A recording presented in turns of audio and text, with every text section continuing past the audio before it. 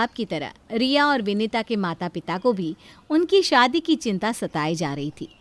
वैसे तो उनके माता पिता ने कभी बेटा बेटी में फ़र्क नहीं किया था, पर अब दो दो बेटियों की शादी के लिए अच्छे घर ढूंढना भी आज के ज़माने में काफ़ी मुश्किल काम था। इसलिए वो दिन रात इसी कोशिश में थे कि उनकी दोनों बेटियों के लिए अच्छे रिश्ते मिल जाए। और नसीब की बात ये हुई कि उनकी दोनों बेटियों के लिए एक ही घर के दो लड़कों के रिश्ते आ गए।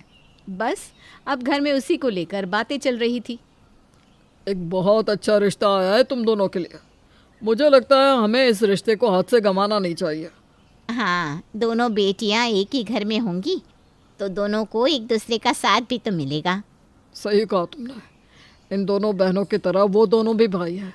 बड़े बेटे कुणाल का रिश्ता रिया के लिए और छोटे बेटे दीपक का रिश्ता विनीता के लिए भेजा है उन्होंने।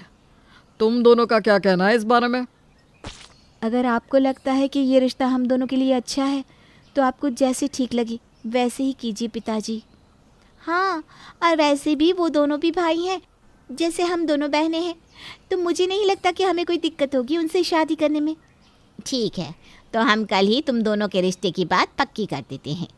रिया और विनीता के माता पिता ने उनका रिश्ता कुणाल और दीपक के साथ तय कर दिया और जल्दी ही उनकी शादी भी हो गई। पर शादी के बाद विनीता को पता चला कि दोनों भाई अलग अलग काम करते हैं। क्या आप एक कंपनी में जॉब करते हैं और भैया का खुद का बिजनेस है? आप दोनों अलग अलग काम करते हैं?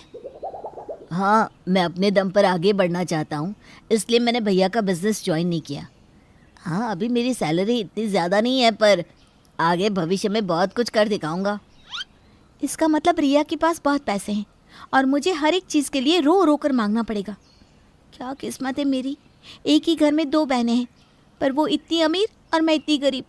अब तो वो मुझे हर बात पर नीचा दिखाएगी। विनीता के पति के पास पैसे कम ज़रूर थे, पर वो विनीता से बहुत प्यार करता था। कभी उसके लिए गजरे लाता तो कभी पानी पूरी खाने ले जाता, घर के कामों में उसकी मदद भी करता था।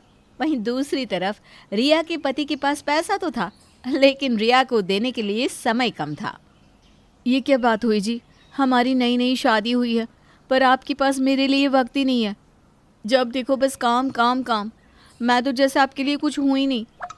तुम जानती हो ना मेरे सर पर कितना बोझ है काम का।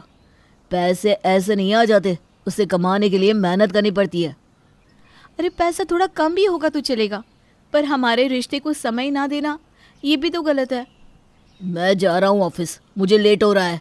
तुम करती रहो शिकायत। क्या किस्मत है मेरी, मेरे पति के पास तो मेरे लिए समय ही नहीं है।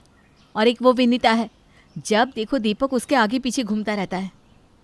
रिया के पास पैसा तो था, लेकिन पति का वक्त और प्यार उसे नहीं मिल पा रहा था। पर इन बातों का असर अब दोनों बहनों पर साफ दिख रहा था। अरे विनीता बहू, ये सूट तो बहुत प्यारा है तुम्हारा। हाँ माँ जी, ये दीपक लाए थे मेरे लिए। सस्ता है पर सुंदर है। हाँ, बहुत प्यारा लग रहा है तुम पर। दीपक बहुत ढूंढ ढूंढ कर लाया है लगता है। और रिया, लगता है ये महंगा वाला सूट कुणाल लाया है तुम्हारे लिए, है ना? नहीं माँ जी, उन्हें ऑफिस से समय मिले तब ना कुछ करे मेरे लिए। ये तो मैंने खुद खरीदा है, मुझे बहुत पसंद आया था तो मैंने ले लिया। ये तो बहुत महंगा लगता है। हाँ, पर इन्हें क्या पड़ी है माँ जी, इन्हें तो बस पैसे उड़ाने हैं। इनके पति इतना कमाते जो हैं, इन्हें किस बात की टेंशन। तुम तो ऐसे कह रही हो जैसे तुम खुद अपने लिए चीज़ें लाती हो। सब कुछ तुम्हारे पतिदेव ही हाथ में ला कर देते हैं, वो भी खुद चुनकर। खुद तो बस महारानी की तरह घर पर बैठी रहती हो।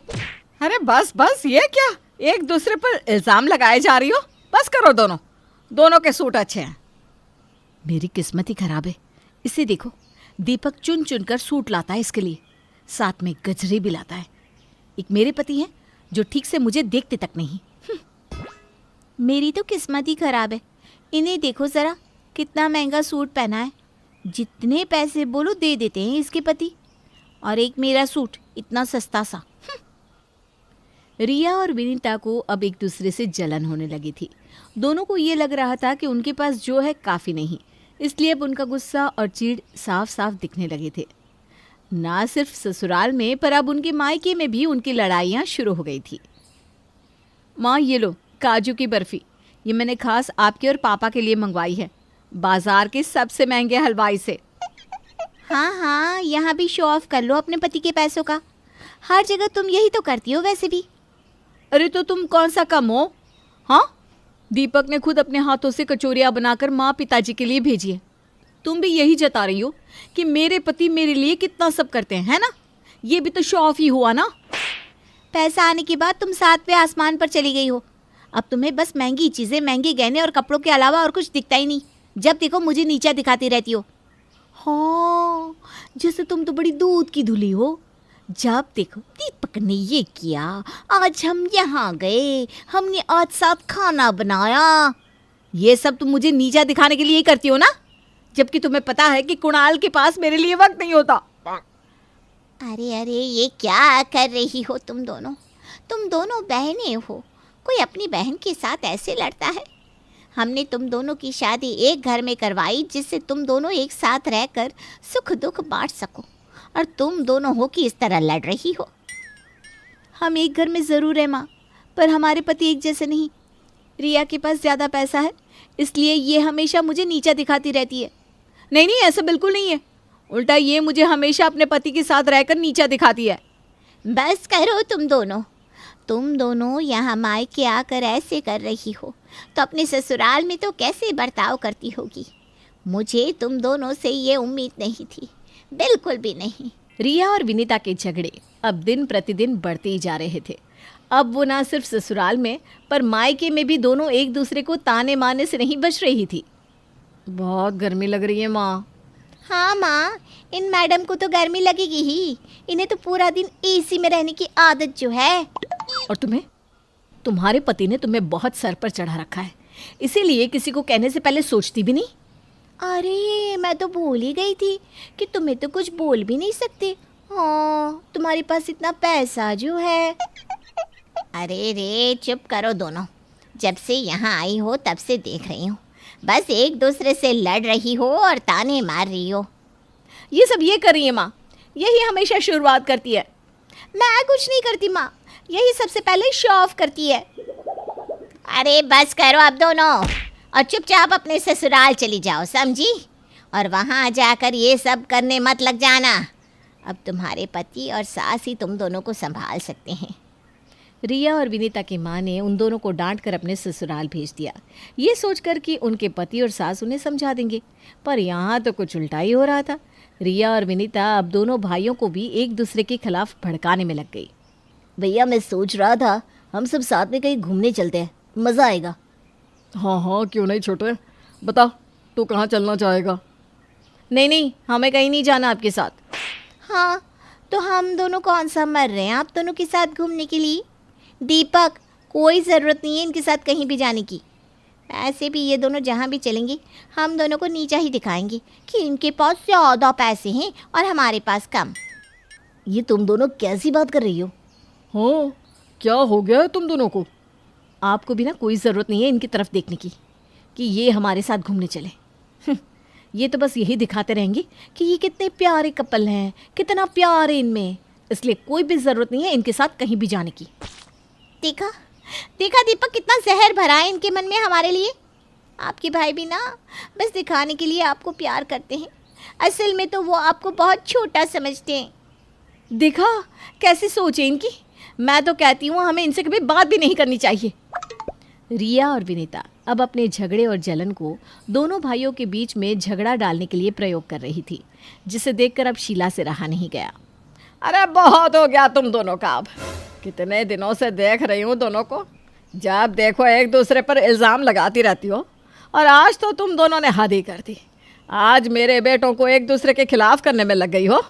मैं यह बिल्कुल भी बर्दाश्त नहीं करूँगी, समझ गई दोनों? अब जाओ और अपना अपना काम करो। दोनों मुंह बनाकर अंदर चली जाती है। मैं तुम दोनों से एक बात कहना चाहती हूँ। मैं जानती हूँ कि तुम्हारी पत्नियाँ बहनें हैं, लेकिन दोनों की ना आपस में बिल्कुल नहीं बनती। इसलिए हो सकता है कि तुम दोनों को भी ऐसा लगे कि हमें हमारी पत्नियों का ही साथ देना चाहिए। तुम दोनों अपनी पत्नियों का साथ दो, इसमें कोई बुराई नहीं है, लेकिन उनके झगड़े को कभी भी अपने बीच में मत आने देना, समझे? तुम दोनों भाइयों में जैसा प्यार है वैसा ही रहने देना। हम आपकी बात समझ गए माँ, अब बिल्कुल बेफिक्र रहिए, हम अपने बीच कोई मतभेद नहीं आने देंगे। वो सब तो ठीक है माँ, पर इनके झगड़े को सुलझाए कैसे, कुछ समझ में नहीं आ रहा। शीला कुछ सोचती है और कुणाल और दीपक के कान में एक योजना सुनाती है। कुछ दिन ऐसे ही बीत जाते हैं और एक दिन कुणाल मुंह लटकाकर घर आता है। क्या हुआ जी, आपका मुंह क्यों उतरा हुआ है? अब क्या बताऊँ तुम्हें, हमारा सारा व्यापार नुकसान में चला गया, अब कुछ भी नहीं बचा हमारे पास। ये आप क्या कह रहे हैं? हाँ, अब तो मुझे भी कोई नौकरी ही ढूंढनी पड़ेगी। पर चलो, अच्छी बात तो यह है कि अब मैं तुम्हें समय दे पाऊँगा। अब हाँ, कोई बात नहीं, जल्दी ही सब कुछ ठीक हो जाएगा। देखो, अब खर्चा ना ज़रा सोच समझ कर करना, क्योंकि हमारे पास ज़्यादा पैसा नहीं है। कुणाल को बहुत बड़ा नुकसान हुआ था, इसलिए अब रिया को हर चीज़ सोच समझकर और कंजूसी से लेनी पड़ रही थी। वहीं दूसरी तरफ दीपक का बड़ी कंपनी में प्रमोशन हो गया था। क्या सच में इतना बड़ा प्रमोशन मिला है आपको? हाँ, और पगार भी दुगनी हो गई है। ये तो बहुत अच्छी बात है। चलिए ना, आज बाहर खाना खाने चलते हैं। नहीं नहीं, मेरे पास बहुत ज़्यादा काम है, अब मैं कहीं नहीं जा सकता। ठीक है, फिर शाम को चलते हैं। आप ऑफिस से आ जाइए तब। नहीं नहीं, शाम को मेरी एक मीटिंग है, तुम अकेले चली जाना, घूम के आना। ये लो पैसे, सामान भी खरीद लेना, हम अगली बार साथ में चलेंगे, ठीक है? अब मैं चलता हूँ, मुझे देर हो रही है। जहाँ कुणाल अब ज़्यादा से ज़्यादा वक्त रिया को दे रहा था, उसका ख्याल रख रहा था, वहीं विनीता अब बिल्कुल अकेली हो गई थी, क्योंकि दीपक के पास अब उसके लिए वक्त ही नहीं था। दोनों बहनों के पास अब वो था जिससे वो जलती थी, लेकिन खुश तो वो आज भी नहीं थी। विनीता दुखी होकर रिया के पास आती है। लाओ, मैं तुम्हारी मदद कर देता हूँ, तुम भी थक गई होगी काम कर करके। हाँ, वो पैदल बाजार गई थी, टैक्सी वाला ज़्यादा पैसे मांग रहा था। कोई बात नहीं, हम दोनों साथ में काम करेंगे तो सब कुछ जल्दी हो जाएगा। लाओ, मैं मदद करवा देता हूँ। ठीक है। दूसरी तरफ विनीता सोच में बैठी थी। आज भी ये नहीं आए, कितने दिन हो गए, मुझसे ठीक से बात भी नहीं की। अब तो बस आते हैं और अपना काम लेकर बैठ जाते हैं, मेरी तरफ देखते तक नहीं। और एक वक्त था जब हम दोनों घंटों तक बातें किया करते थे। रिया और विनीता दोनों अपने हालातों से परेशान थी, दुखी थी।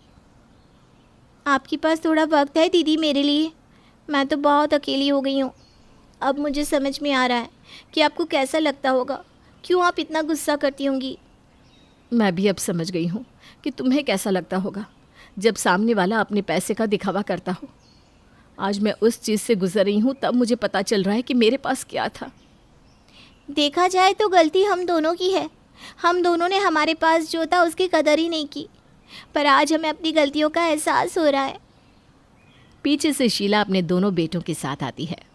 यह हुई ना बात, अब तुम दोनों को समझ में आ गया कि हमें जो मिला है उसकी हमें कदर करनी चाहिए, ना कि दूसरे के बंगले को देखकर अपनी झोपड़ी जलानी चाहिए। हाँ माँ जी, हमें समझ में आ गया है सच में। तो ये लो अपने अपने पति। मेरा प्लान मतलब योजना सफल हो गई। क्या? क्या? शीला, कुणाल और दीपक हंसने लगते हैं।